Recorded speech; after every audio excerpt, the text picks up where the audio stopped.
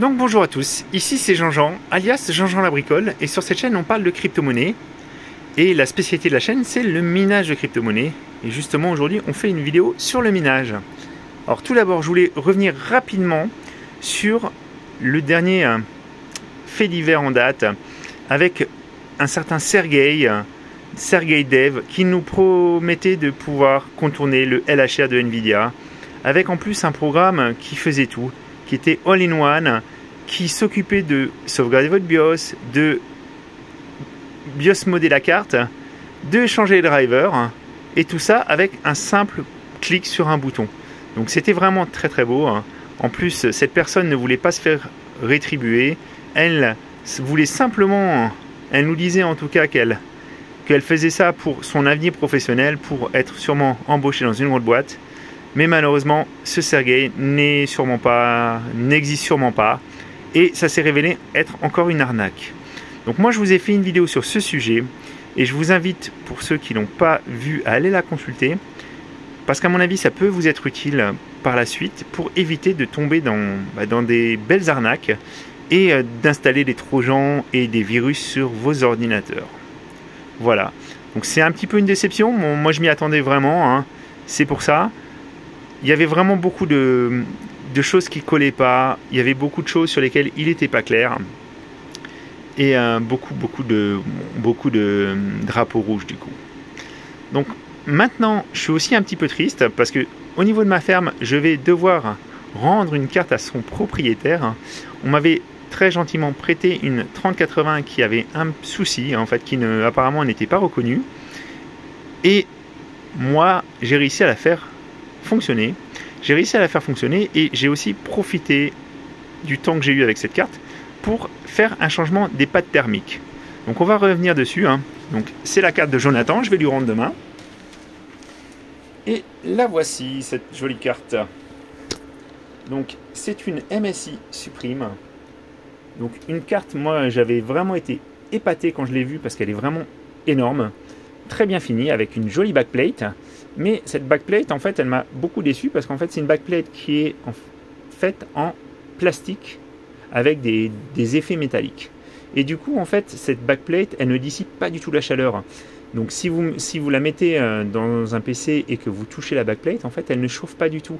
Elle reste à la même température et du coup, elle ne dissipe pas du tout quoi que ce soit. Donc, ils ont installé les pads thermiques. Il y a des emplacements pour les pads thermiques, mais ça ne sert vraiment à rien, malheureusement.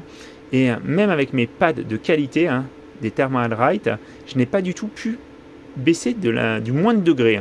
Donc, comme j'ai eu cette problématique, j'ai pris mon courage à deux mains et j'ai aussi fait le repad de l'avant. Et là, par contre, le repad de l'avant, ça a été vraiment ultra efficace. Je suis passé de 110 degrés à quelque chose comme dans 74 degrés. Donc la différence est vraiment énorme. Et clairement, la carte fonctionne très très bien après repad. Donc, comme j'ai enlevé cette carte-là, je me suis dit, mon rig de test, il est bien seul. Il va falloir que je lui installe une autre carte. Et au lieu de rajouter ma 3080 Ti que j'avais là, j'ai installé une carte que je n'avais pas testée encore sur le rig. C'est ma 3070 Ti.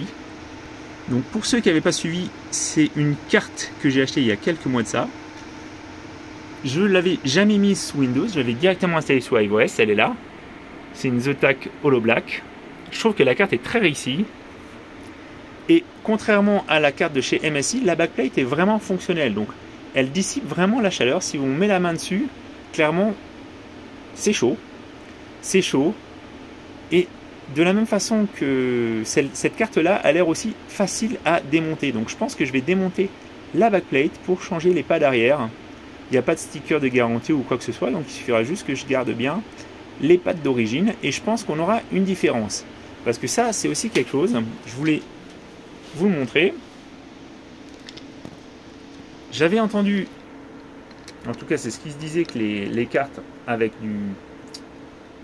les cartes 3060 Ti et 3070 et 3070 Ti n'avaient pas du tout de problématique de chauffe mémoire, mais je trouve quand même que la mémoire elle chauffe pas mal.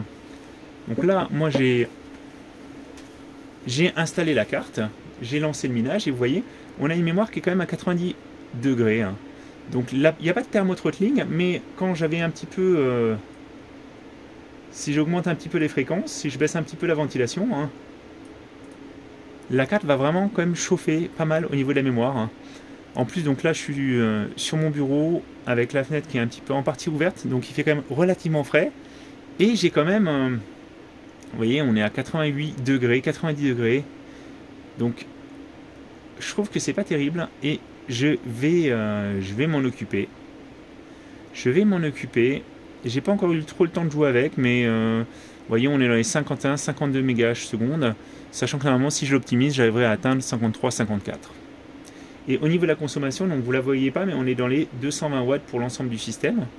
Donc ça fait une carte qui consomme environ dans les 150 watts, un petit peu plus.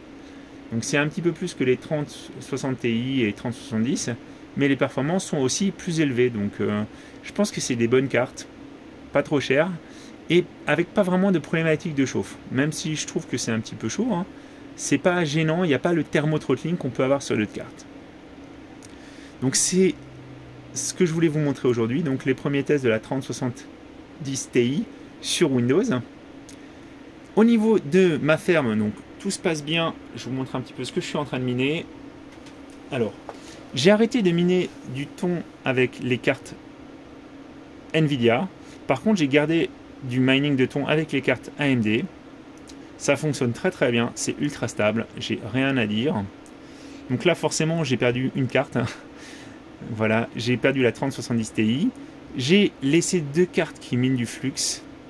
J'aimerais bien essayer d'accumuler des flux pour pouvoir peut-être monter un petit masternode un de ces jours. Et je fais du... J'ai une partie de ma puissance qui va sur Ethermine en Ether et une partie qui va sur la pool 2Miner avec une sortie en Bitcoin. Donc j'essaye un petit peu de diversifier mes coins. En ce moment, c'est pas la fête avec ce qui s'est passé.